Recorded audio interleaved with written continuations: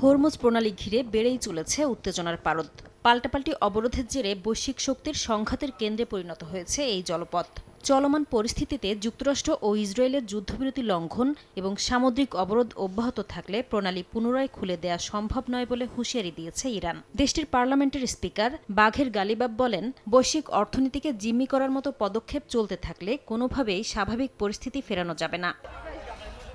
যুক্তরাষ্ট্র ও ইসরায়েলকে আগ্রাসী আখ্যা দিয়েছেন ইরানের পররাষ্ট্রমন্ত্রী আব্বাস আরাকচি। তেহরানে দক্ষিণ কোরিয়ার বিশেষ দূতের সঙ্গে বৈঠকে উপসাগরীয় অঞ্চলে নিরাপত্তাহীনতার দায় দুপক্ষের ওপর চাপান তিনি। পাশাপাশি আন্তর্জাতিক সম্প্রদায়কে এসব হামলার বিরুদ্ধে স্পষ্ট ও কঠোর অবস্থান নেয়ার আহ্বান জানান আরাকচি।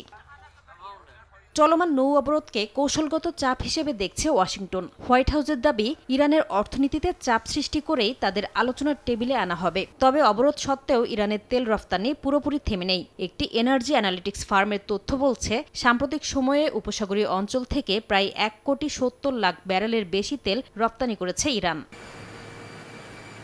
উত্তেজনার মধ্যেই নতুন কূটনৈতিক সম্ভাবনার ইঙ্গিত দিয়েছেন মার্কিন প্রেসিডেন্ট ডোনাল্ড ট্রাম্প। আগামী 36 থেকে 72 ঘণ্টার মধ্যে ওয়াশিংটন ও তেহরানের মধ্যে দ্বিতীয় দফার আলোচনা হতে পারে বলে দাবি তার। যদিও এ বিষয়ে আনুষ্ঠানিকভাবে কোনো মন্তব্য করেনি ইরান। এদিকে রোববারই ইরানের চলমান যুদ্ধবিরতির মেয়াদ শেষ হচ্ছে বলে দাবি করেছে ইসরায়েলি গণমাধ্যম। যদিও এর আগে হোয়াইট হাউসের পক্ষ থেকে বলা হয়, নির্দিষ্ট সময়সীমা ছাড়াই যুদ্ধবিরতির মেয়াদ বাড়িয়েছেন ট্রাম্প।